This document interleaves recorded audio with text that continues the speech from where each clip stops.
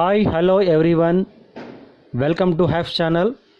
You're watching health, environment, food safety, fire safety, sustainability solutions. Today we are discussing very informative topic, that is what is TASIP and how to implement the TASIP. What is a TASIP risk assessment? So how to utilize the TASIP in your workplace and food industry, and what is the defense of food defense, what is a food defense plan, what is assessment of food defense, how to implement the food defense, how to test that, how to maintain, how to prevention, what is the response of the food defense. So what is the TASIP plan of critical control point? So what is the process of TASIP? So let us discuss all these things today. So what is the TASIP means? TACCP means pronounced TASIP. It's a threat assessment critical control point. Threat assessment critical control point. A TASIP is that plans is a fact nothing like the control points. It is a HACCP plan. It is also one of the control points in a HACCP plan, the operational steps in a manufacturing process. It's generally linear. The control points are operational process over which the food manufacturers can exercise direct control.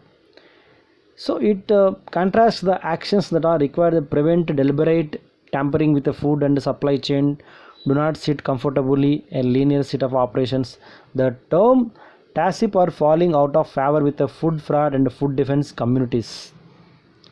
So TASIP is the process, purpose, the goal of the preventing the risk of malicious product and contamination as far as possible. The process helps to proactively identify and manage control points in the supply chain that could be the cause of intentional contamination.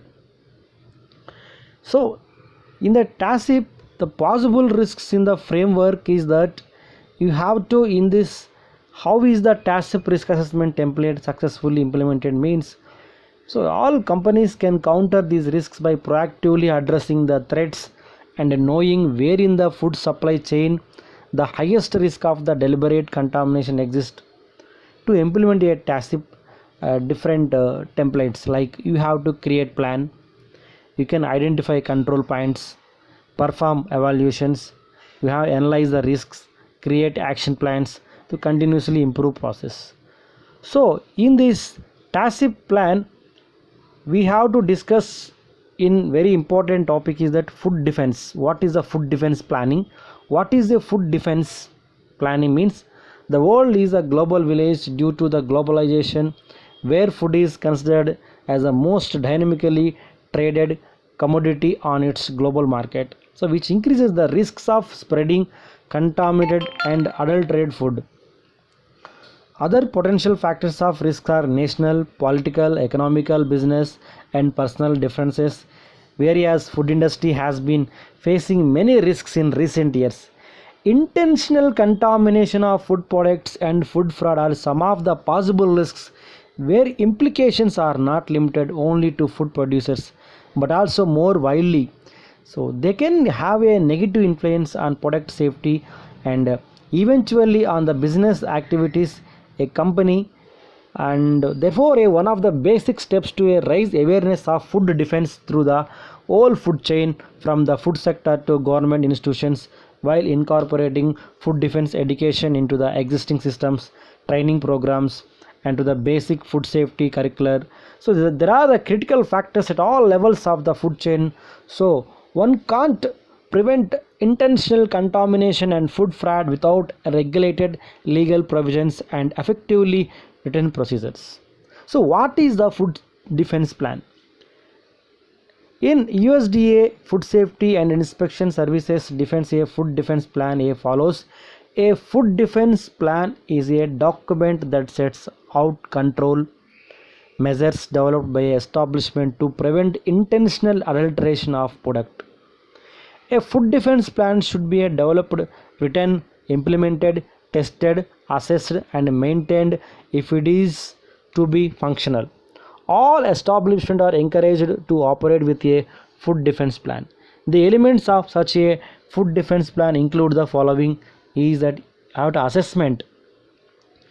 In assessment, as a part of assessment, the establishment looks for the vulnerable points at the establishment, determine the what is the risk factor is for each point, develops defense measures at each point that it has identified as high risk, and creates a written plan to implement defense measure. And you can implement the food defense plan is implemented when the defense measures identified in the plan are in place and used in intended. The establishment tests written plan is a monitoring periodically to avoid the effectiveness of its defense measures. And you can assess the establishment plan by reviewing the plan and revising the necessary whenever new risks are discovered. And the maintain the establishment is a plan by ensuring that the defense measures its implements continue to the effective. So in November 2007, FDA introduced the food protection plan as a complement to the Interagency Import Safety Action Plan. The food plan, import safety action plan, the food protection plan emphasizes three core elements. It is that prevention, intervention, response. In prevention, promotion of improved food safety and defense capabilities throughout the product life cycle. Intervention is coordinated risk-based interventions among the federal, state, local and foreign agencies. Coming to responses, develop a rapid and comprehensive methods to sophisticated methods to communicate with consumers and other agencies before, during and after the event. The FDA, Food Drug Control and Authority, proposes a group activities to be included into the food defense plan. First is the identification of actionable process steps and the implementation of focused mitigation strategies. Example, measures that are necessary to reduce the likelihood of intentional contamination caused by an act terrorism. This measure is based on the risk assessment tool Carver plus shock and further variable to measure the monitoring. Nonetheless, there is a corrective action of the food safety system that ensure the performance of the entire system. The same principles apply to food defense. Verification activities for food safety can also be used for food defense. The final step is a training which requires the employees and supervisors working in the field of food defense to become aware of food defense and their responsibilities. The last mentioned measures refers to keeping records about food protection confidential and safe from intentional adulteration caused by acts of terrorism. So based on the above developments, FDA and USDA adopted a tool called Carver, originally used for that military purposes and for vulnerability assessment in the food sector. Carver is the acronym for the following 6 attributes used to evaluate the attractiveness of target for attack. Number 1, criticality, accessibility and recoverability and vulnerability, effect and recognizability. So these 6 steps is the criticality means criticality refers to impact of an attack, public health and economy. Accessibility refers to ability to physically access and egress of the target, and recoverability refers to ability to system to recover from an attack, and vulnerability refers to case of accomplishing an attack. Effect refers to an amount of direct loss from the attack as a measure by loss in production. Recognizability refers to ease of identify a target. The 7th attribute in the shock, which assess the health, economical and psychological impacts of an attack on the food industry. So these adapted methodologies improved vulnerability assessment and allowed for the identification and estimation of economic and psychological impacts throughout the food system.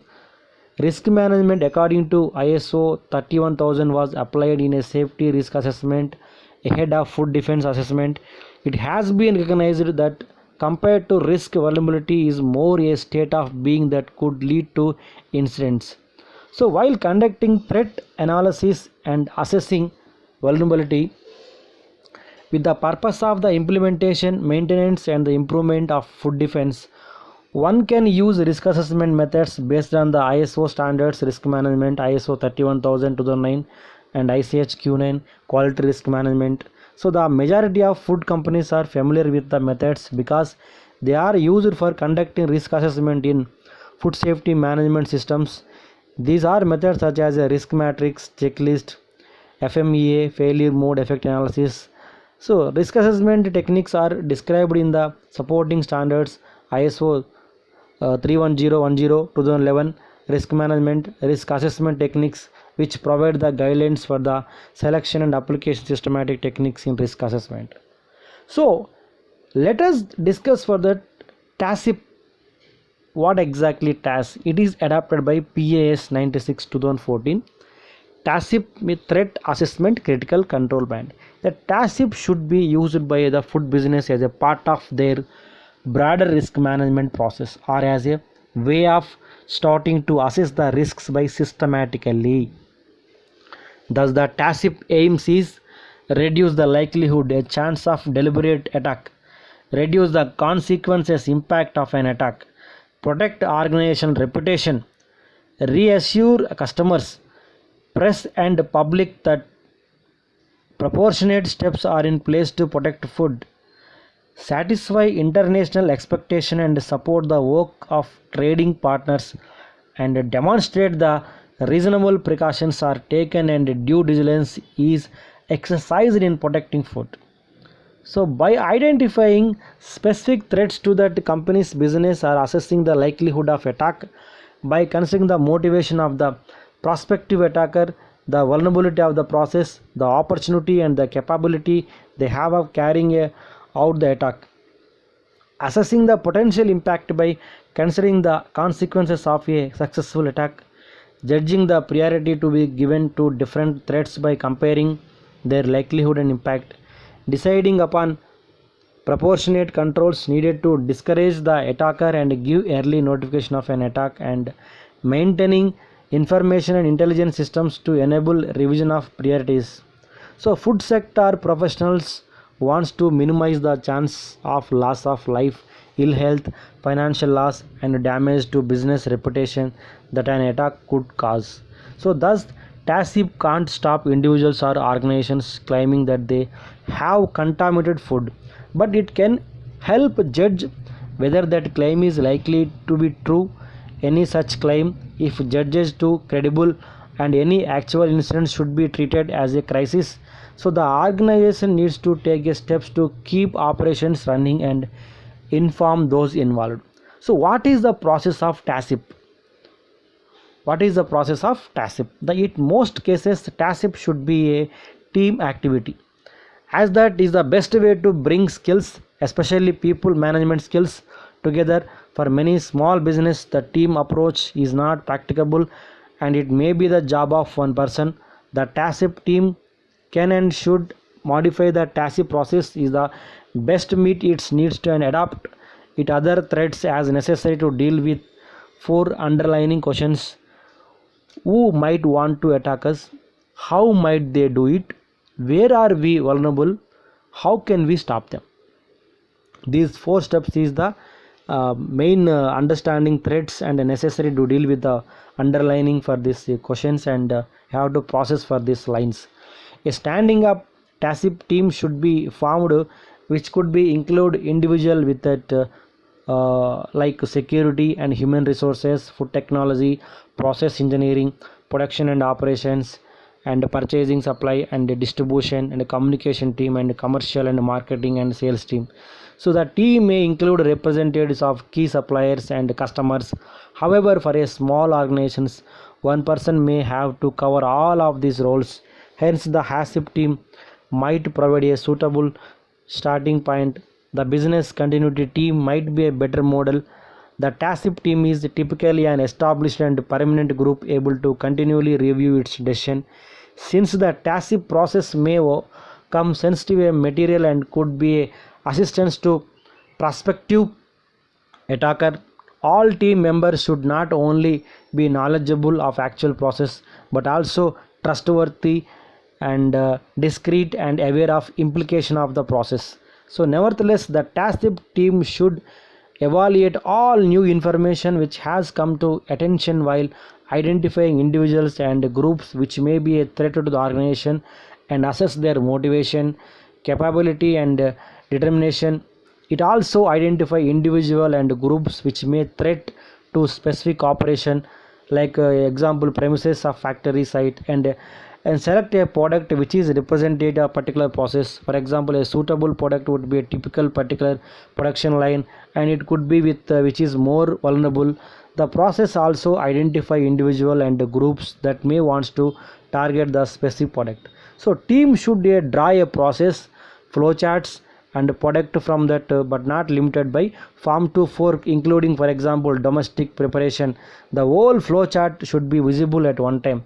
Particular attention should be paid to less transparent parts of supply chain which might be merit a subsidiary chart. So identify the vulnerable points from examination of each step of the process where an attacker might hope for success and the people who would have access.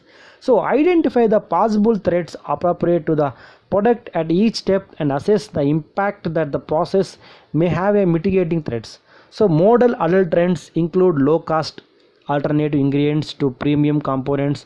Model contaminants could include highly toxic agents, industrial chemicals, readily available noxious materials, and inappropriate substances like allergens or ethically unwholesome foodstuffs.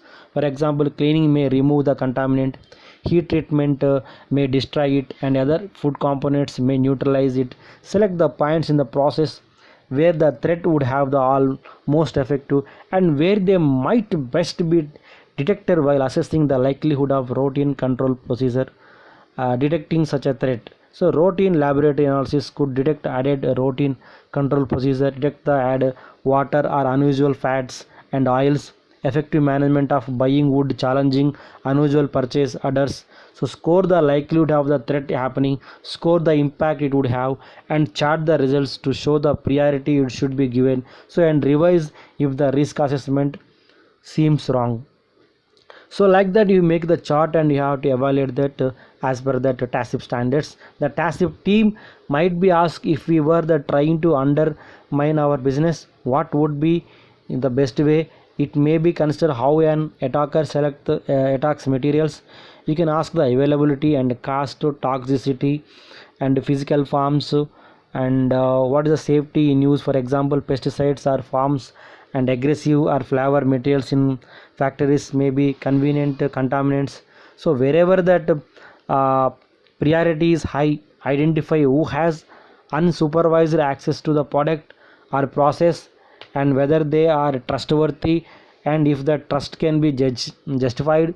So you can categorize and you can record, you can confidentially, you can ask and you can agree and implement proportionate preventative actions and critical control points where TASIP team should have a confidentially reporting and recording a procedure that allows management action on decisions but does not expose weakness to those without a need to know. Determine the review and revise arrangements for the TASIP evaluation. Review the TASIP evaluation should be take place after any alerts are annually and at points where new threats emerge or when there are changes in good practice. So maintain a routine watch of official and industry publications which give an early warning of changes that may become a new threats or change the priority of existing threats, including more local issues as they develop. So assessment of threats, assessment of threats. So the following everything questions like foodborne disease or anything parasite, bacteria or pesticides and fertilizers, GM foods, natural foods and ethical food supplements, additives or heavy metals. So So all this, the product, the premises and the organizations can be target of an attack from the range of the groups and individuals, and each element should be assessed separately. The TACCP TACIP team should consider suppliers under financial stress and aligned employees and former employees, single issue groups, commercial competitors, media organizations, terrorist organizations, criminals, and local pressure groups. Commonly, a short supply chain involving fewer people may be less risky than a longer supply chain. So, the TACIP team could ask the following questions to assess the threat. So for the product, how you can ask that questions, and for TACIP team, have there been a significant cost increases which have been affected this product, and does this the product have particular religious, ethical or moral significance from some people, and could this product be used as a ingredient in wide range of popular foods, and does the product contain ingredients or other materials sourced from overseas for the premises. So and next you can ask, the are the premises located in a politically or socially sensitive area, and do the premises share access or key services with controversial neighbors, are new recruits, especially agency and seasonal staff, appropriately screened, are services to the premises adequately protected, are external utilities adequately protected, are hazardous materials which could be valuable to hostile groups stored in on-site, are large numbers of people including general public using the location, do any employees have reason to feel uh, disgruntled or show signs of dissatisfaction, are internal audit arrangements independent, have key roles been occupied by staff for many years with little supervision for the organization.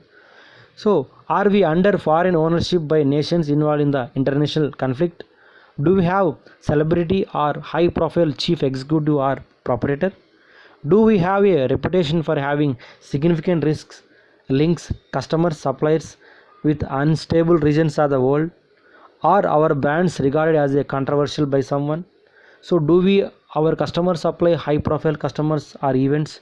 So like that you have to make it question for the TACIP team for every product and process and organizations. So all you have to consider of the responses to these questions can give you understanding the impact of the successful attack and the likelihood of taking place. So this informs a judgment on the proportionate level of the protection required. So assessment of vulnerabilities. So general individual organizations have different business needs to operate in different contexts. The TACIP team can judge which approach and questions are appropriate and proportionate to the threats they identify. Assessment of economically motivated adulteration. A typical feature of EMA, economically motivated adulteration, is the substitution of low cost item in place of relatively high cost component ingredient. The TACIP team needs to be alert to the availability of such alternatives. An example where this may be happen is the when added value is claimed. Is it organic, non organic or locally grown, or free range or with protected designations or origin. So the attacker is likely to have a ready to access to lower value equivalents which are almost indistinguishable. So like this you can be asked for that TACCP plan for that assessment, and TACCP plan threat risk assessment. It is a threat assessment critical control point, TACIP.